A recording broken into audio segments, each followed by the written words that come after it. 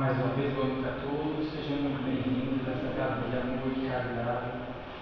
Hoje estamos aqui reunidos para mais uma reunião doutrinária.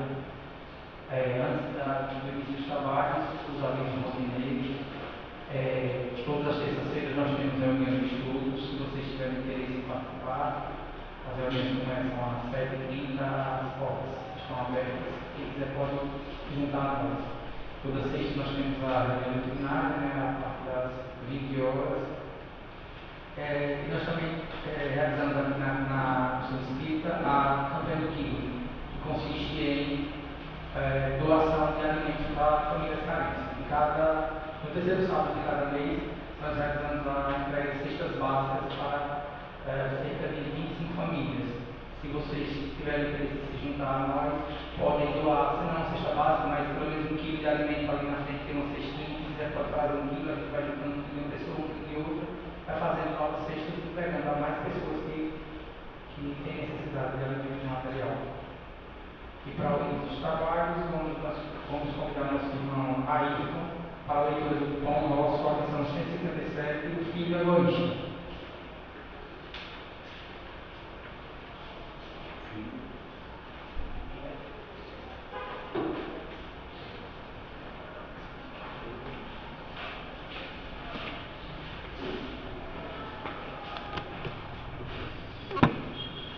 Boa noite a todos. Lição do Pão Nosso, lição 157, o filho egoísta. Mas respondendo ele, disse ao pai: eis que te sirvo há tantos anos, sem jamais transgredir um mandamento teu, e nunca me deste um cabrito para alegrar-me com os meus amigos. Lucas capítulo 15, versículo 29. A parábola não apresenta somente o filho pródigo. Mais aguçada atenção encontraremos o filho egoísta. O ensinamento velado do mestre demonstra 2 extremos da ingratidão filial. Um reside no esbanjamento, o outro na avareza. São as 2 extremidades que fecham o círculo da incompreensão humana. De maneira geral, os crentes apenas enxergaram o filho que abandonou o lar paterno, a fim de viver na estroninices do escândalo, tornando-se credor de todas as punições. E raros aprendizes conseguiram fixar o pensamento na conduta condenável do irmão que permanecia sob o teto familiar, não menos passível de repreensão. Observando a generosidade paterna, os sentimentos inferiores que o animam sobem à tona e ele na demonstração de sovinice. Contraria-o a vibração de amor reinante no ambiente doméstico. Alega como autêntico preguiçoso os anos de serviço em família. Invoca na posição de crente vaidoso a suposta observância da lei divina e desrespeita o genitor, incapaz de partilhar-lhe o justo contentamento. Esse tipo de homem egoísta é muito vulgar nos quadros da vida, ante o bem-estar e a alegria dos outros. Revolta-se e sofre, através da secura que o aniquila e do ciúme que o envenena. Lendo a parábola com atenção, ignoramos qual dos filhos é o mais infortunado, se o pródigo, se o egoísta. Mas atrevemo-nos a crer na imensa infelicidade do segundo, porque o primeiro já possuía a bênção do remorso em seu favor. Que assim seja. Dando continuidade às atividades, vamos convidar nosso irmão Alcides para a prece inicial.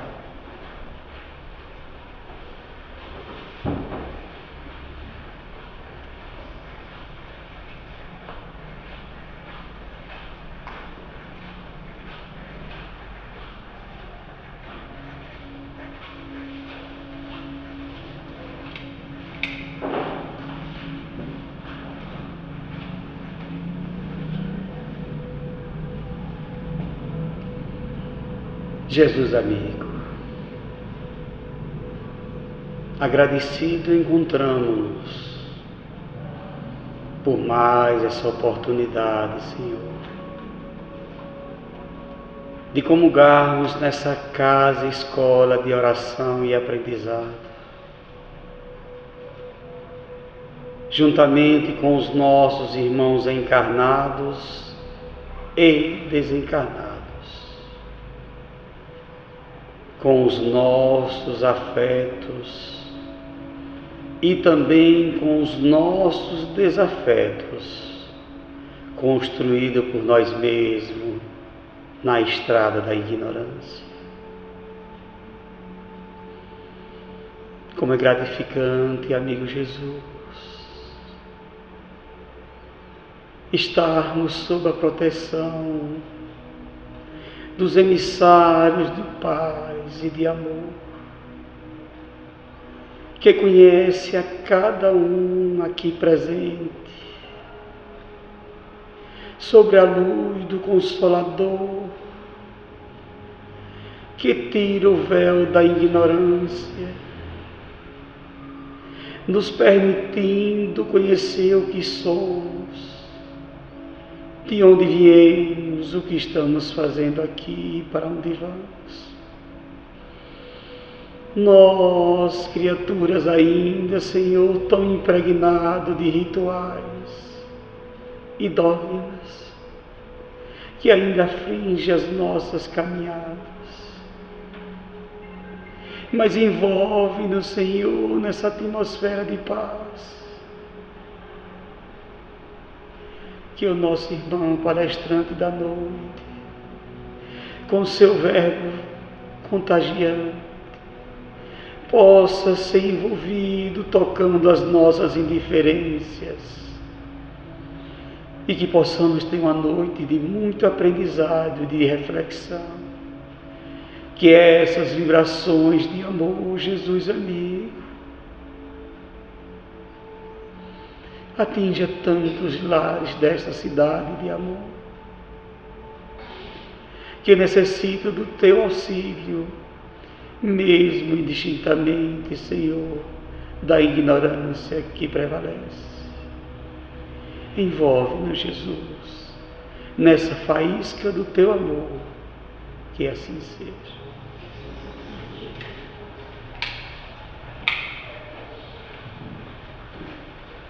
E agora a leitura do Evangelho segundo o Espiritismo, capítulo 25, item 1, é o capítulo dos Caixareis.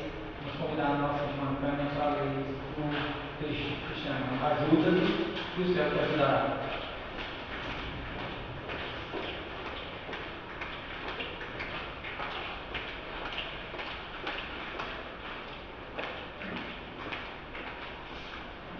Boa noite. Buscai e achareis, ajuda-te e o céu te ajudará. Pedi e dar-se-vos-á, buscai e achareis, batei e abrir-se-vos-á. Porque todo o que pede recebe, e o que busca acha, e a quem bate abrir-se-á. Ou qual de vós, porventura, é o homem que, se seu filho lhe pede pão, lhe dará uma pedra? Ou porventura, se lhe pedir um peixe, lhe dará uma serpente? Pois se vós outros, sendo maus, sabeis dar boas dádivas a vossos filhos, quanto mais vosso Pai que está nos céus dará boas dádivas aos que lhes pedirem. Mateus capítulo 17. Segundo o modo de ver terreno, a máxima buscai e achareis é semelhante a esta outra, ajuda-te e o céu te ajudará. É o princípio da lei do trabalho e, por conseguinte, da lei do progresso. Porque o progresso é o produto do trabalho, desde que é este que põe em ação as forças da inteligência. Na infância da humanidade, o homem só aplica a sua inteligência na procura de alimentos, dos meios de se preservar das intempéries e de se defender dos inimigos. Mas Deus lhes deu, a mais do que o animal, o desejo constante de melhorar, ou seja, essa aspiração do melhor que o impele à pesquisa dos meios de melhorar a sua situação, levando-os às descobertas, às invenções, ao aperfeiçoamento da ciência, pois é a ciência que lhe proporciona o que lhe falta. Graças às suas pesquisas, sua inteligência se desenvolve, sua moral se depura. As necessidades do corpo sucedem às necessidades do espírito. Após o alimento material, ele necessita do alimento espiritual. É assim que o homem passa da selvageria à civilização. Mas o progresso que cada homem realiza individualmente durante a vida terrena é coisa insignificante e, num grande número deles, até mesmo imperceptível. Como então a humanidade poderia progredir sem a pré-existência e a resistência da alma?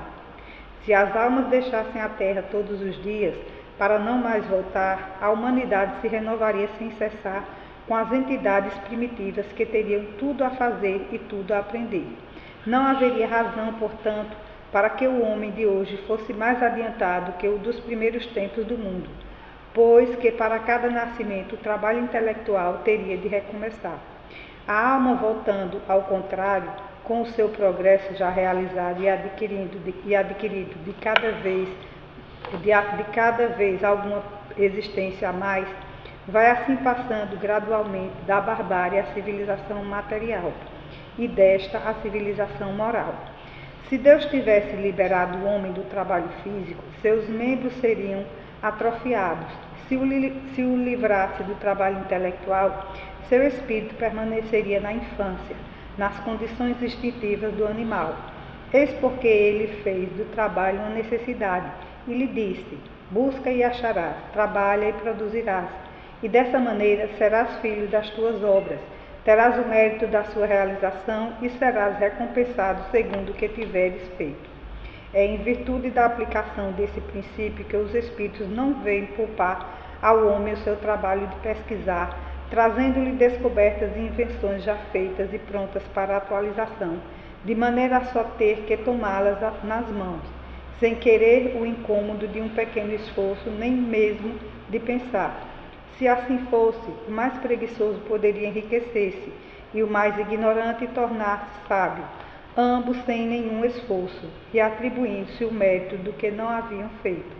Não, os espíritos não vêm livrar o homem da lei do trabalho, mas mostrar-lhe o alvo que deve atingir e a rota que a leve a ele, dizendo: marcha e atingirás, encontrarás pedras nos teus passos, mantém-se vigilante e afasta-se por ti mesmo. Nós te daremos a força necessária que quiseres empregá-la.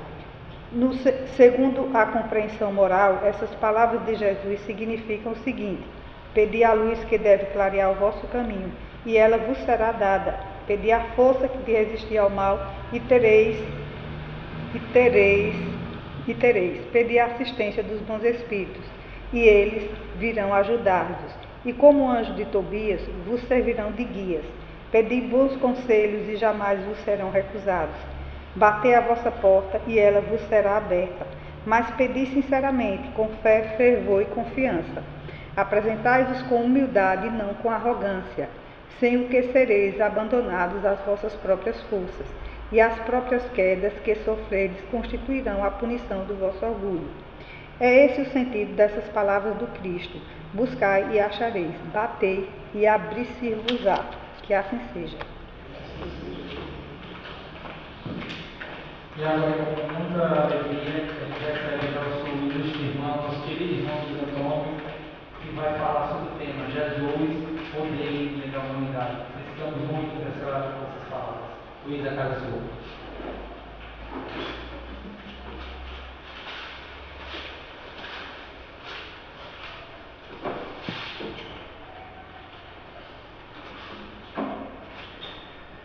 Bem, gente, boa noite.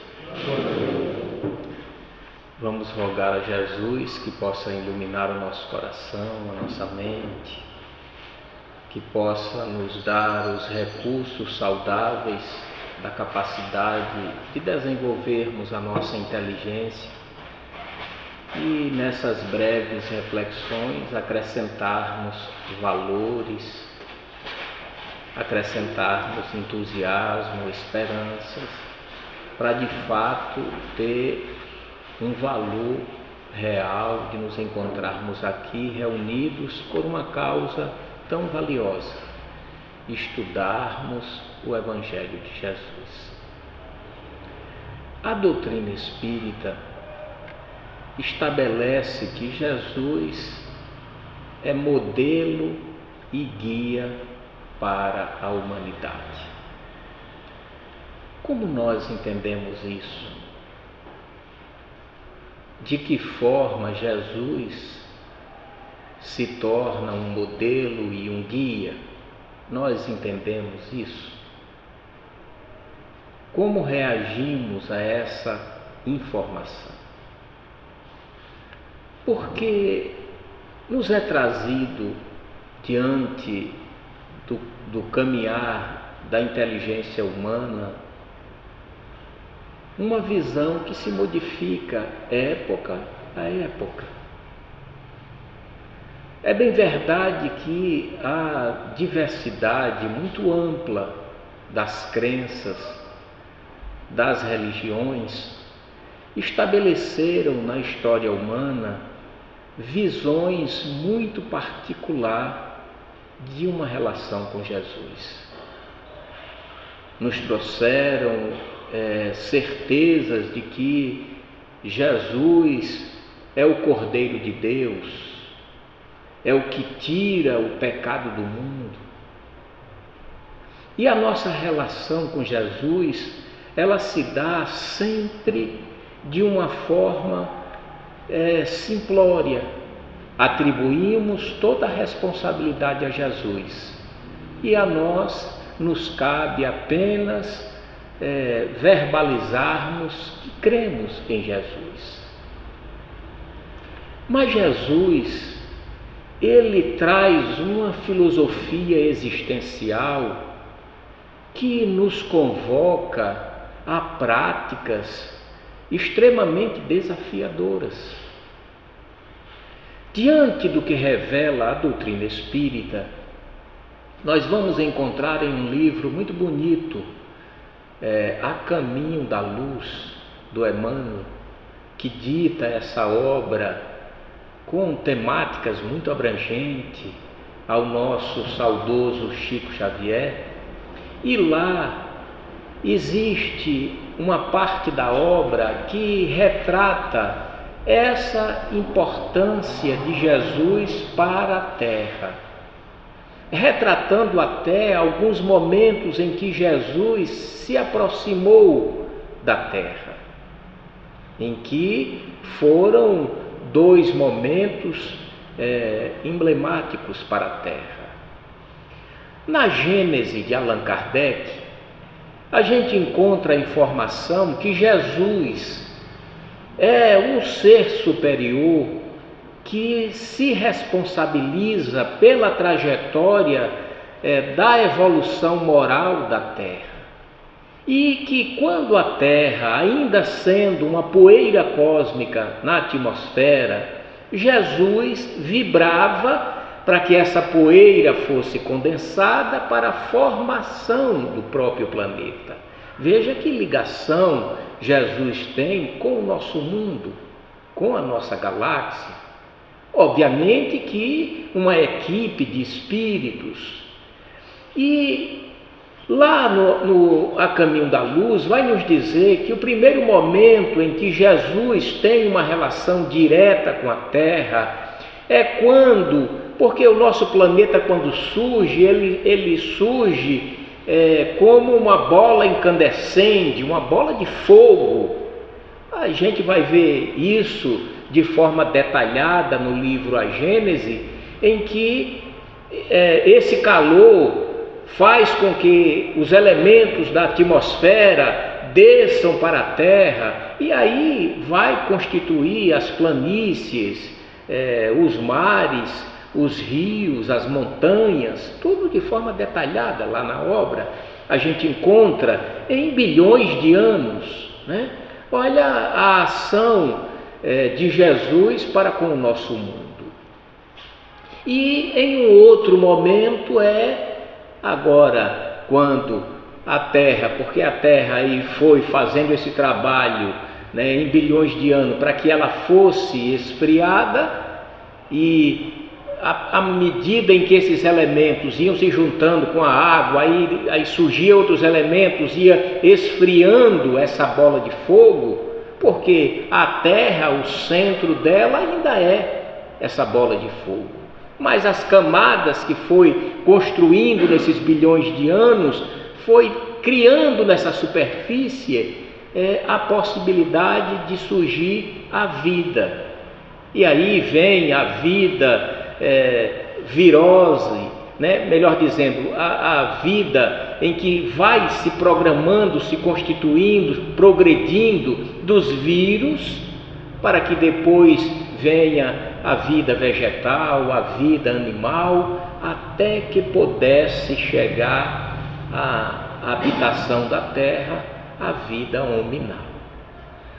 Diante disso, e por que a gente está trazendo essas informações, para que a gente possa compreender que se passou bilhões de anos para que a Terra se preparasse para nos receber.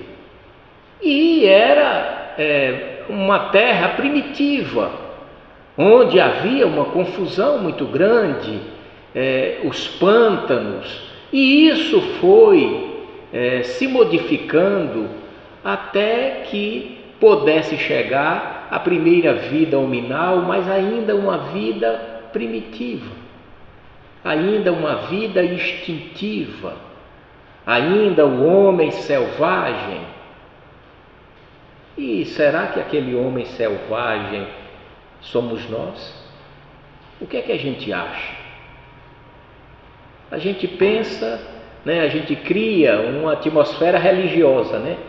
Uma filosofia religiosa, né, que é uma coisa de pouco sentido. A gente não analisa as coisas nesse progresso e nessa ação de Deus. Olha, nós estamos destinados a nos tornarmos anjos.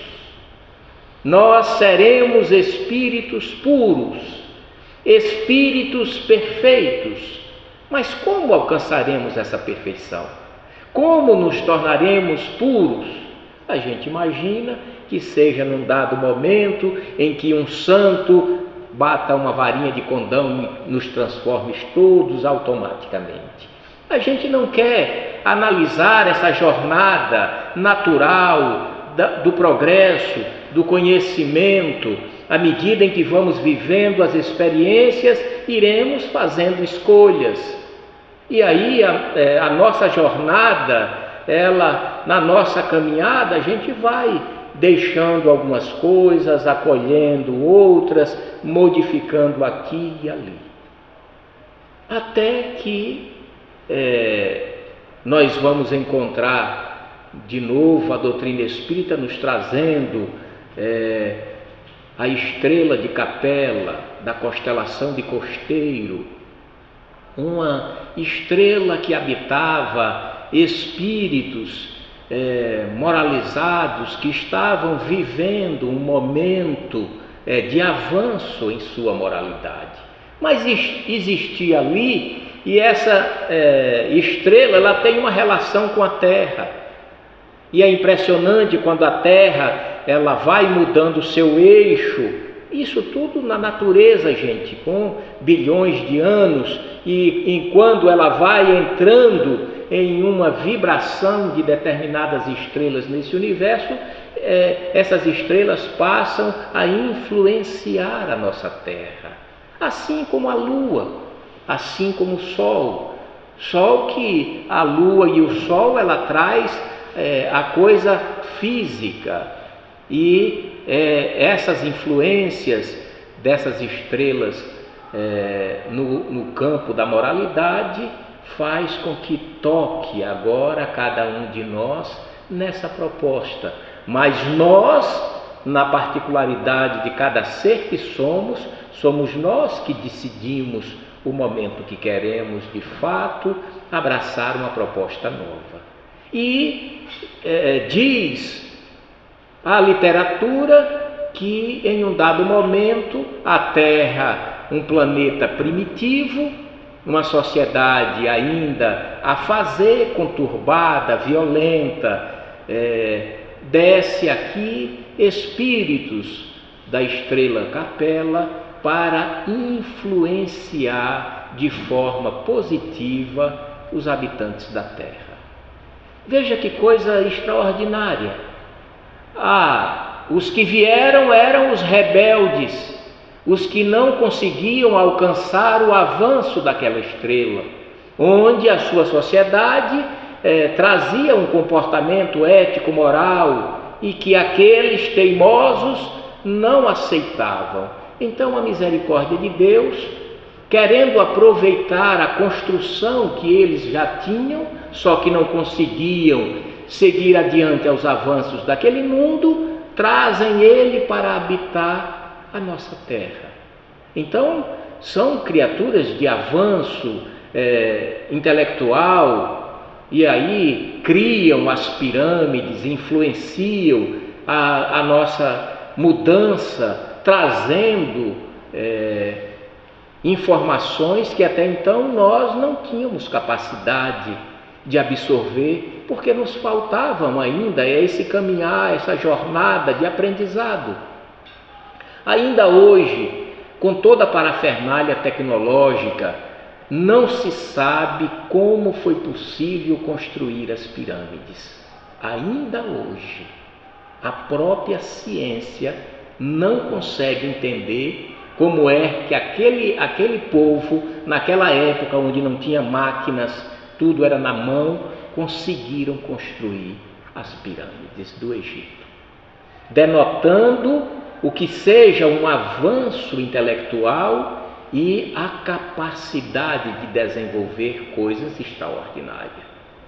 Ainda continuamos pessimistas, não acreditamos na sociedade, não acreditamos nos avanços, não acreditamos nas pessoas. Ainda continuamos ranzinzas, magoados, ressentidos. Com pouca coisa nos estressamos e abandonamos o objetivo dessa reforma e dessa transformação. Um passo adiante, outro passo para trás. Permanecemos grande parte do nosso tempo estacionados, com pequenos avanços, ainda porque não compreendemos o propósito de Jesus. E é preciso aqui apagar esse contexto religioso. É preciso tirarmos essa influência religiosa na personalidade de Jesus, porque quando Jesus vem à Terra, e a gente estava vivendo um momento de dominação romana, mas era uma dominação da força, do exército invencível, que dizia, olha, amanhã, Roma dizia, amanhã nós vamos lá em Ribeirópolis. Então, se o exército de Ribeirópolis quisesse enfrentar o de Roma, ele ia lá, esmagava e destruía tudo. Mas o que é que acontecia com a maioria? Nós nos rendemos, e aí passava a se tornar uma província romana, em que teria que aceitar por imposição as leis romanas. Era no que se acreditava, foi uma fase, e ainda hoje a gente vê grande parte da sociedade que acredita, que seja dessa forma que a gente avança. Abandona a reflexão de toda uma proposta de Jesus. Veja que Jesus ele vai nos trazer uma proposta que é uma proposta existencial, de como devemos nos comportar no trabalho, na sociedade, na família, conosco mesmo. É essencial entendermos isso. Mas quando a gente estabelece um Jesus em que se tornou uma peça das religiões, então Jesus é quem vai me salvar. Eu não preciso fazer nada, eu apenas preciso dizer que acredito em Jesus. E aí a gente não vai refletir, não vai estudar não vai mergulhar na importância desse Jesus, desse modelo e desse guia. Porque lá na pergunta 625 do Livro dos Espíritos, Allan Kardec interroga os espíritos superiores perguntando o seguinte: o que Deus deixou na terra para servir ao homem de modelo e guia? Existem algumas traduções em que diz Jesus. E assim, até ainda há pouco, vendo na Kardecpédia, né, que é uma plataforma de estudo espírita das obras de Allan Kardec, que nós temos profundo respeito, mas lá estava a tradução assim, Jesus. Eu gosto de uma tradução que diz assim: vede Jesus. Não estabelece que aquilo que Deus deixou na terra para nos servir como perfeição, para nos servir como modelo e guia, eu acho mais conveniente que nos convide para a gente observar Jesus e não estabelecer Jesus, porque quando diz Jesus parece uma coisa religiosa, em que está nos colocando, olha, é Jesus quem é a peça, porque na verdade não é a figura de Jesus, é o que ele representa, e eu estou entendendo o que é que Jesus representa para a vida humana. Eu estou tentando estudar e tirar o sentimento daquilo a que foi escrito, porque foram as opiniões de pessoas e alguns que nem conheceram Jesus. Se formos analisar o Novo Testamento, dos 4 evangelistas, apenas 2 conheceram Jesus. E 2 sequer conheceram. Depois a gente vai ter Atos dos Apóstolos e depois 14 cartas de Paulo, que foi um perseguidor do próprio Jesus e que não conheceu Jesus também. E isso não tira em nada a grandeza do que representa Paulo para o cristianismo. Não é isso que a gente está dizendo. O que nós estamos tentando alertar é para o nosso papel, a nossa postura diante da representação de Jesus para nós, que cabe a cada um, na individualidade, porque veja só, nós estamos aqui em uma casa cristã, e aí a gente pode chegar e sentar e dizer, bem, eu já sou cristão, eu estou em uma casa cristã, aí eu venho, nos estudos eu cochilo, eu não entendo, eu não quero, eu não busco, eu não me esforço, mas eu estou numa casa cristã, portanto, eu sou cristão. E o que, na verdade, vai nos representar estarmos com o cristianismo, porque o cristianismo foi criado pelos homens. Foram os homens quem criaram o cristianismo. Jesus não criou o cristianismo. Jesus ensinou uma postura existencial. E, de novo, não estamos desmerecendo o cristianismo humano, mas que a gente precisa, como partícipe, como pretensos a nos tornarmos cristãos, mergulharmos nesse entendimento da representação de Jesus para as nossas tomadas de decisões. Porque qual é o nosso objetivo, qual é a nossa finalidade? Nos tornarmos perfeitos. E eu garanto que nessa reencarnação ninguém se torna perfeito. Isso eu posso garantir, gente. Então veja só, nós vamos sair do corpo e não estaremos perfeitos. O que significa dizer que nós iremos avaliar, por isso que a morte é tão valiosa, a gente precisa morrer para progredir. Por quê? Porque na morte do meu corpo eu avalio o que eu fiz, como eu decidi, o que eu senti, o que me teve interesse. E aí eu vou planejar o meu retorno para tentar corrigir, reparar As pessoas criam uma coisa tenebrosa, você vai sofrer. Não, a vida não tem essa finalidade. O sofrimento somos sempre nós que geramos. Não tem razão para que Deus nos ofereça o sofrimento. Não, Deus nos oferece aquilo que necessitamos para o progresso. Agora, quando somos contrariados, sofremos pela nossa condição, a nossa natureza ainda de imperfeição. E por isso necessitamos desses agentes que nos impulsiona ao progresso, à mudança, à melhora, que só é possível através da conscientização. Meu Deus, eu acredito em você, meu Deus. Olha, estamos imaginando Deus como uma pessoa. A visão antropomórfica de Deus, o Deus homem. Então, meu Deus, tem pena de mim.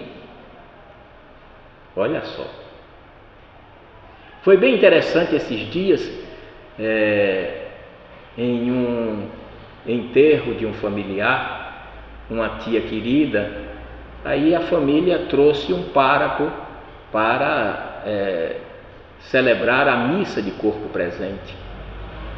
E ele disse a todos: Deus é ciumento, Deus tem ciúme do seu amor, você precisa amar a Deus, e se você não amar a Deus, ele tem ciúmes. Veja que coisa séria e grave,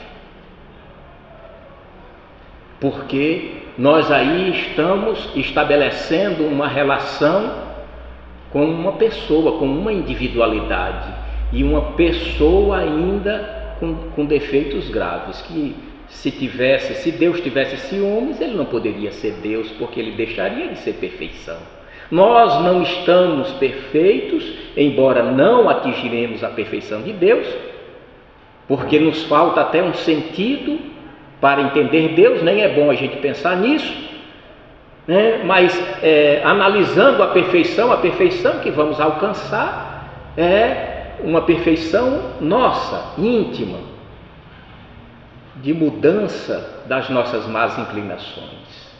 Então, o que é que representa para nós que nos encontramos aqui em uma casa cristã? Veja só como uma coisa é tão simples, gente. Olha, aí eu venho, à casa cristã, aí eu entro aqui, eu sou cristão, mas aí eu me aborreço com o outro que é diferente de mim, o outro que pensa, que me irrita, que age inadequadamente, ainda que o outro esteja contrariando as próprias leis que eu imagino que sejam as leis corretas, dentro da moral que eu entendo.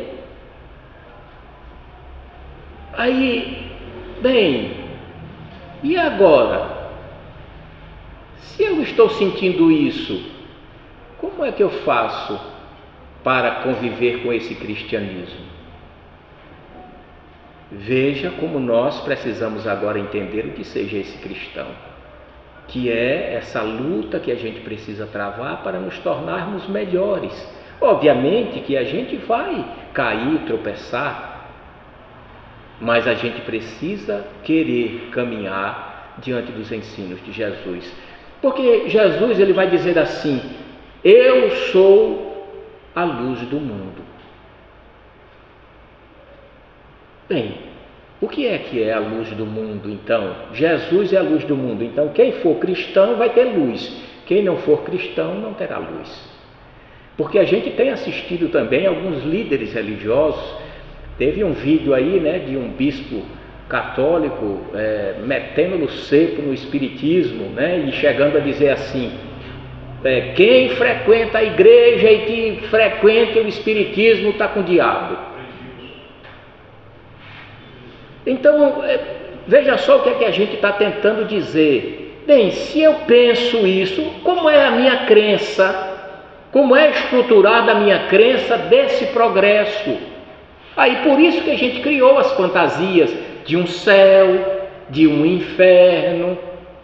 Porque a construção disso, tudo bem naquela época em que o homem ainda trazia poucos recursos, era o objetivo de ensinar pelo medo. Olha, deixe de fazer isso, senão você vai para o inferno. Mas, gente, nós alcançamos o momento em que a gente precisa refletir. Ninguém vai deixar de cometer um erro se ele não entender. Porque ainda que ele, com medo de ir para esse tal de inferno, onde é um barril cheio de enxofre, e a gente fica queimando a vida toda, sem queimar e o fogo queimando, que é até fantasioso, chega a ser uma proposta infantil. E o que é que a gente tem feito mantendo essas posturas e esses discursos? Uma pessoa que gosta de estudar e pesquisar abandona as religiões. É impressionante na Europa agora um movimento de ateísmo. Tem uma pessoa que fica gravando os vídeos nos aeroportos da Europa, perguntando a quem desce dos aviões: você acredita em Jesus? Não tem um que diga que acredita. E isso é a culpa das religiões, que não têm sentado para buscarmos esse entendimento e esse propósito. O que é que vai acontecer? Uma descrença tal em que daqui a pouco os religiosos não vão ter valor social. O que se diz, saiu uma pesquisa aqui no Brasil agora, há uns 15 dias atrás, que a instituição de menos confiabilidade são as igrejas evangélicas. Perdeu para o Congresso. Veja o quanto isso é grave. Por quê? Porque essas igrejas não são instituições pouco confiáveis, não é verdade. Mas o que é que a gente tem assistido? São pastores de notoriedade, conhecimento, destaque, que estão verbalizando coisas agressivas ao propósito do que seja o cristianismo. E aí acaba respingando em todas as igrejas, porque a esmagadora maioria das igrejas são igrejas sérias, com propósitos cristãos intactos. Mas veja só, aqueles que estão em evidências, que têm canais de televisão, que aí estão se desalinhando nessa proposta cristã, acaba gerando uma ideia para a sociedade de que essas instituições não são confiáveis. Então veja como cabe a nós, que temos o interesse de compreender Jesus e nos tornarmos cristãos, que a gente precisa agora viver conforme Jesus nos convoca a vivenciarmos. Lá no livro Consolador, que é um livro de perguntas e respostas, perguntas ao Espírito Emmanuel, a pergunta 271 é sobre Moisés, se ele de fato tinha trazido a lei divina definitiva. Veja que pergunta tão interessante. Moisés trouxe para o homem, para a humanidade, a lei divina definitiva. Porque, gente, veja só, isso aí agora, porque é outra coisa muito prejudicial ao cristianismo. A Bíblia é a palavra de Deus. E o que está escrito, porque tem gente negando a ciência, veja só, negando a ciência, porque a ciência está provando que a Bíblia está errada em algumas coisas. E aí a pessoa nega a própria ciência para defender a Bíblia, porque se a Bíblia é a palavra de Deus, como é que pode ter alguma coisa que não seja verdadeiro ali? E isso também é uma forma ingênua, sem descaracterizar o valor dessa obra maravilhosa, que precisa ser estudada por toda a humanidade, mas que já foi superada em muitos aspectos, porque o homem não pode escrever uma coisa e essa coisa se perpetuar. Por que é que os grandes da humanidade, como Sócrates, como Jesus, não escreveram nada? Porque a nossa escrita é pobre, é superada. A gente não tem de forma escrita como estabelecer algo que não possa se modificar. Nós não temos uma linguagem para isso. Olha, agora então como nós precisamos enfrentar essa realidade e, de novo, nós religiosos estamos errando, defendendo ideias e pensamentos que a gente sabe que não é mais real. Que até o próprio Papa, né, já desmistificou algumas coisas, já negou algumas coisas, como o próprio inferno, né, como o próprio demônio. Porque o demônio, gente, ele não pode ser uma figura que represente o mal. Senão Deus teria que ter criado. E como Deus poderia criar uma figura que é representante do mal? Deus deixaria de ser Deus, porque deixaria de possuir o seu atributo de perfeição e bondade, criando algo mal. Na verdade, daimon é contrário ao bem. Então nós somos de vez em quando demônios, quando a gente é contrário ao bem. Mas necessariamente a gente não é uma pessoa, um ser que representa o mal. Não, a gente erra.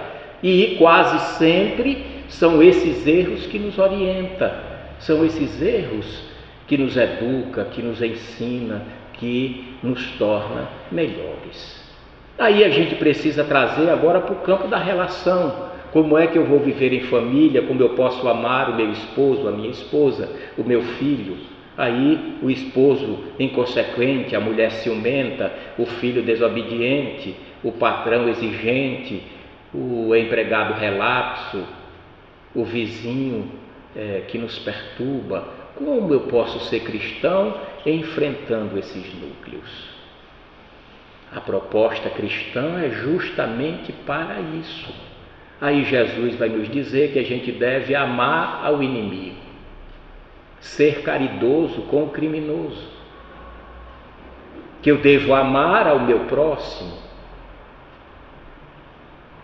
Opa, peraí, mas se eu tenho que amar o meu próximo, por que eu me aborreço? Por que eu não posso me reunir em família que começo dizendo de rua a rua quem é que está? Mas já viu a filha de fulano? Não é que está fazendo isso? E o filho de ciclano?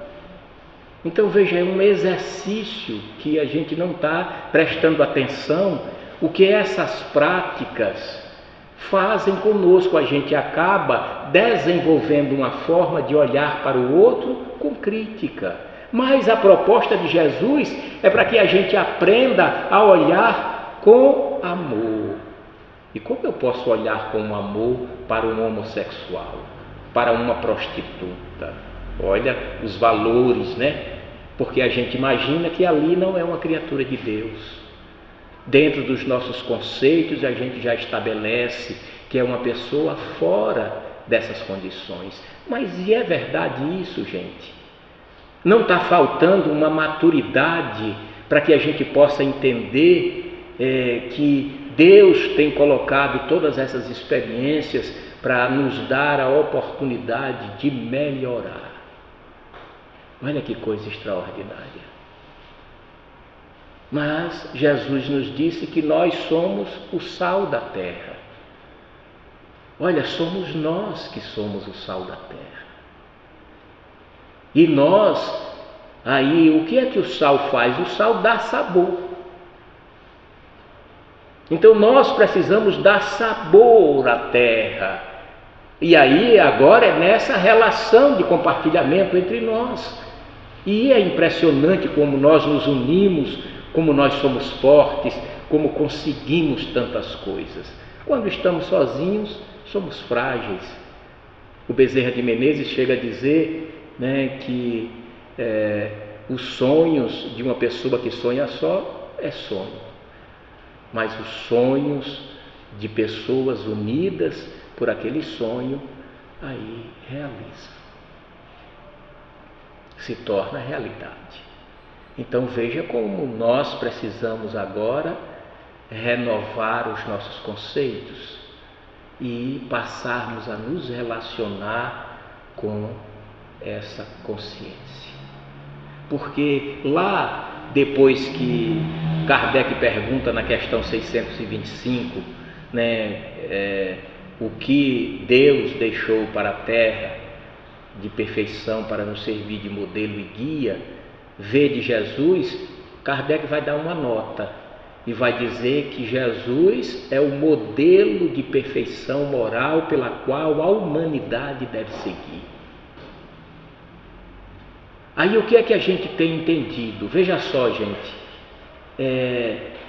quando nós temos mágoa, olha, mágoa é um sentimento de baixa vibração que a gente produz quando a gente não aceita alguma coisa, um acontecimento. Então, é alguém que está em uma posição que nos diz alguma coisa e a gente não pode revidar e a gente se magoa e aquilo ali. A ciência já tem provado que esse é um sentimento tão danoso que dá insônia, obesidade, taquicardia. Veja, tudo isso que a gente tem enfrentado é por quê? Porque a gente não tem acolhido os ensinos de Jesus. Bem-aventurados os pobres de espíritos. Allan Kardec vai estudar e vai nos dizer: pobres de espírito são os humildes. É você ter humildade. O outro está dizendo alguma coisa, eu não preciso acreditar no que ele está me dizendo, ele não está correto no que ele está dizendo, ele está me diminuindo, me magoando, me ferindo, mas eu não vou entrar nessa. Ele está pretendendo isso, mas eu não vou. Então eu estou tendo uma postura humilde. E a gente faz o quê? Justamente o contrário. Você é feio. Olha, mas o outro não pode nos achar feio, porque é uma opinião dele. E a gente agora se magoa e se estressa porque o outro nos acha feio. Veja que está faltando humildade de dizer: não, ele tem razão, ele pode sim. Eu não me acho. Eu preciso me ver, eu preciso observar as minhas qualidades. E aí, bem-aventurados os puros de coração, que Allan Kardec vai estudar e vai nos dizer, porque Jesus diz: bem-aventurados os puros de coração, porque verão a Deus. Então, quando a gente purificar o nosso coração, a gente vai entender Deus. Porque não é ver com os olhos, é entender toda essa perfeição, todo esse envolvimento das leis, para que a gente possa progredir. Ele vai dizer: bem-aventurados os mansos e pacíficos, porque esses serão reconhecidos como filhos de Deus. Então a gente precisa ser manso, não precisa ser estressado, não precisa ser violento, e a gente precisa ser um pacificador. Onde há desunião, a gente vai lá: calma, não vale a pena isso. E aí depois todo mundo se confraterniza. Bem-aventurados os misericordiosos, que no capítulo 10 do Evangelho segundo o Espiritismo é um estudo sobre o perdão. Um tratado, todo esse capítulo é um tratado sobre o perdão. Imagine como quem perdoa, como está sempre apto a viver bem, a ser feliz. Quem não perdoar vai ter o quê? O ressentimento, o incômodo dentro dele. Quem perdoa se livra, está leve, segue adiante, sem carregar o peso. E como nós estamos adoecidos emocionalmente, esse é o momento em que a vida tem nos mostrado justamente essa emoção que a gente precisa cuidar. Então, nós alcançamos o nosso tempo e a gente quer abrir um livro aqui muito bonito, chamado Premissas do Reino. É uma obra linda, ditada pelo espírito de Amélia Rodrigues. Nós temos uma simpatia muito grande por essa alma querida, essa baiana retada. Ela estuda Jesus há mais de 200 anos. Psicografou mais de 10 obras só falando de Jesus para o Divaldo Pereira Franco. E essa obra linda, que é toda ela relatando histórias sobre Jesus, essa passagem que estamos trazendo para lembrarmos é o paralítico de Cafarnaum. E ela diz que o homem, envolvido com os vícios, com um comportamento inadequado, procurando as mulheres infelizes, ele adoece. Começa a aparecer manchas em seu corpo, depois um estado febril constante, e ele vai aleijando, perdendo os seus movimentos, até que fica paralítico. E aí fica muito infeliz, porque ele não podia mais fazer tudo aquilo que ele fazia durante grande parte de sua vida. Estar naqueles lugares a que supostamente ele acreditava estar feliz. Mas ele ficou sabendo que Jesus iria a Cafarnaum. Ele então, depois de largos anos e anos de sofrimento, estava uma pessoa maltrapilha, ficou abandonado pelos amigos, pela sociedade, perdeu o respeito. Naquela época, se você tinha uma deficiência, você não tinha valor social nenhum, ninguém dava a mínima. E ele então viveu assim. E às vezes conspirava no seu coração: se eu voltasse a andar, eu ia ser uma pessoa diferente. E ele então ficou sabendo que Jesus iria à sua cidade. Contatou alguns amigos para que pudesse levá-lo, já que ele não podia andar. E Jesus então, em uma casa em Cafarnaum, estava em uma tarde de curas, curando cegos, mudos, aleijados, endemoniados. E quando aquele homem chegou, sendo carregado por 4 pessoas, em uma maca improvisada de madeira, não pôde entrar porque havia uma pequena multidão dentro da casa. Decidiram então, alguém disse: olha, porque as casas lá, como eram casas de pedras, não tinha ainda essa construção, tinha uma entrada de ar, E olha, por que não leva ele para cima? Assim fizeram. Os 4 levaram ele para cima e amarraram numa corda a maca e desceram ele no meio da sala onde Jesus estava. E quando aquele homem acabou caindo ali, descido ali, no ambiente onde Jesus estava, Jesus foi até ele e disse: Natã ben Elias, que queres que eu faça? Você acredita que eu posso te curar? Aquilo foi impactante, aquela voz diferente, aquele som que trouxe nele uma reflexão e uma indagação. Você acredita que eu possa te curar? O homem pensativo, sem saber o que respondia, e Jesus lhe diz: eu perdoo os teus pecados. Mas quando Jesus disse isso, um grande furdunço dos religiosos principalmente, Olha só, isso é uma blasfêmia. Como ele pode perdoar o pecado de alguém? Isso é um blasfemador. Aí Jesus olha para aquelas pessoas incomodadas, que falavam desajustadamente, querendo desclassificar Jesus. Jesus diz assim: então, o que é que vocês acham que seja mais difícil? Eu dizer que perdoo o pecado desse filho de Deus, ou dizer: levanta-te e anda? E aí Jesus deu a voz impositiva: levanta-te e anda. O Natã ben Elias começou a tremer, e aquele corpo atrofiado, surge um calor, e aquelas manchas começam a desaparecer. E aquele homem que há décadas não andava, de repente os seus músculos começam a se alinhar, e sem que ele entendesse isso, Jesus olhando firmemente, e ele então se ergue.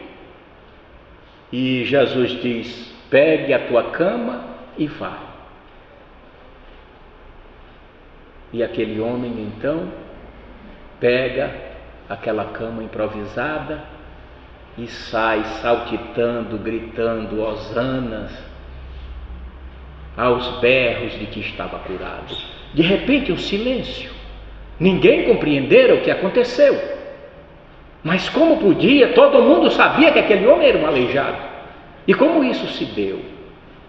E Jesus depois continua o seu amparo, a sua acolhida a todos os presentes. Até que em um dado momento, Simão percebe que ele está cansado. Fora horas e horas a fio de assistência àquele povo sofrido, e então pede licença a todos, dizendo que estava na hora do seu mestre descansar. E Jesus então, depois que é dispensado a pequena multidão, vai à beira de um lago, em uma árvore, e senta-se. Mas os apóstolos estavam todos tão felizes daquilo que viram. Mudos que voltaram a falar, surdos que voltaram a ouvir, cegos que voltaram a enxergar, aleijados. Gente, e o Natan? Natan saiu daqui saltitando, todos nós vimos isso. Então todos jubilosos, mas quando foram ter com Jesus, Jesus estava com um aspecto acabrunhado, como se estivesse entristecido. E agora o Simão, surpreso, o amigo querido, senta-se ao lado e diz: Jesus, tu estás triste? E Jesus então diz: eles não me entenderam, Simão, nem vocês também me entendem. Mas como, Senhor?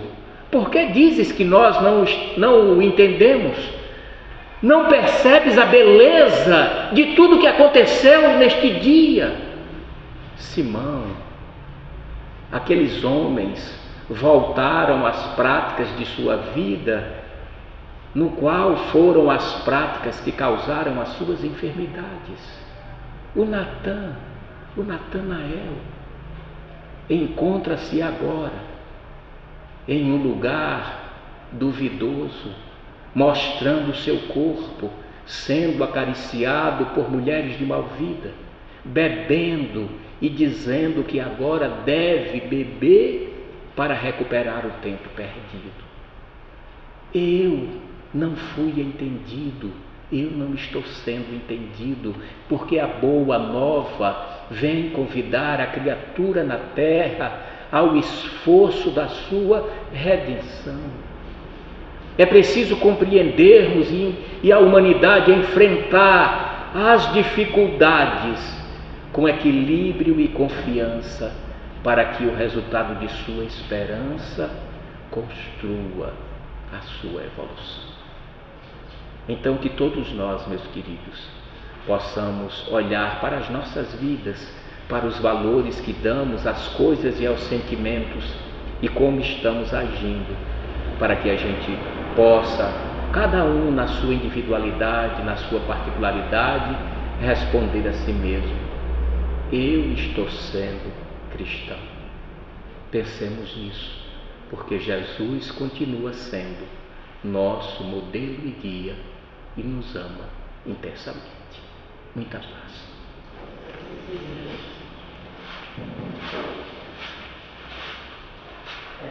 Fico imaginando, com base na coisa de Luiz, da possibilidade de, por exemplo, eu estar no lugar de Natanael e eu me deparasse com Jesus e ele me perguntasse: o que queres que eu faça? Nossa Senhora, que situação. E aí eu passo, percebendo lá, lembrando da passagem do Evangelho que eu li, né? Buscar e achareis. Aí eu fiquei pensando, a gente tem que buscar esse Jesus. E principalmente tentar entender o significado da mensagem dele. E quando a gente compreender o que é o verdadeiro Jesus, esse que a gente está buscando diariamente, a gente se transforma. E essa transformação é de verdade. E ela acaba nas mazelas da vida da gente, porque é uma transformação purificadora. Que a gente faça como Natanael, então, que a gente busque entender o sentido do verdadeiro Jesus, como Luiz bem colocou. Deus abençoe mais uma vez. Muito obrigado pela sua presença. A comunidade de Perópolis já conhece de quando vocês dizem para cá, a casa fica cheia. Muito obrigado por vocês terem vindo e que vão com Deus. Para a conclusão dos trabalhos, a gente vai fazer agora o passo. Quem tiver interesse, pode fazer comigo aqui, vamos para a porta para o final, que a gente vai proceder a essa atividade.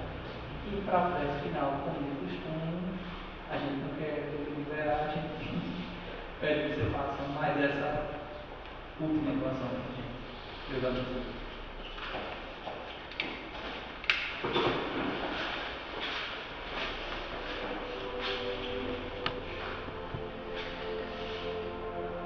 Bem, meus irmãos, vamos nos sentar de forma bem confortável. Evitemos colocar um membro sobre o outro para dificultar a circulação, que aí também ia dificultar a nossa concentração. Vamos nos sentir leves, respirando, enchendo os pulmões, retendo e soltando o ar lentamente pela boca. Façamos isso algumas vezes. Respira, retém, solta o ar lentamente pela boca. Vamos imaginar o nosso Senhor Jesus Cristo aqui diante de nós e vamos conversar com Ele. Amado Jesus, nos encontramos aqui reunidos por Ti, Senhor. Viemos buscar as Tuas orientações, os Teus exemplos, buscar a Tua coragem. Toca, amado querido, o nosso coração ainda pequenino, assustado, imperfeito. Abraça-nos, Senhor, no Teu aconchego. Enriquece a nossa alma de esperanças, porque são tantos os desafios que precisamos enfrentar. Ensina-nos, Senhor, a olharmos para os nossos irmãos com ternura, paciência, para que o amor possa surgir. Como é tão valioso, Senhor, não revidar. Como é tão valioso calar. Como é tão importante ouvir o que dissestes à mulher que errara e que tu dissera que aqueles que tivessem sem pecado que pudessem atirar a primeira pedra. Olhando com ternura para aquela cheia de conflitos e medo, indagou: cadê aqueles que te acusaram, mulher? Eles se foram, Senhor. E tu, com a grandeza e perfeição da tua alma, eu também não te condeno. Vai e não peques mais. O gesto maravilhoso de amor que somos tão carentes. Segura em nossas mãos, amado querido. Abençoa toda esta cidade, especialmente aqueles mais necessitados, os lugares insalubres, onde há drogadição, planos de violência, prostituição. Esses são os filhos do Pai, a que tu dissera que conhece cada um de forma íntima desde ontem. Obrigado, Jesus, por nos assistir em mais essa noite. fazei com que possamos voltar à nossa vida entusiasmados para desculpar, pedir desculpas e planejar, amar a tudo e a todos, porque amar vale a pena.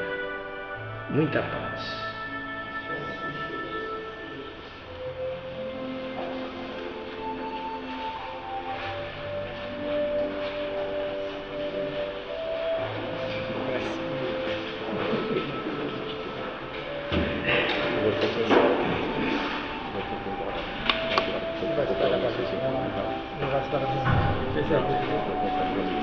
Muito obrigado por ter vindo.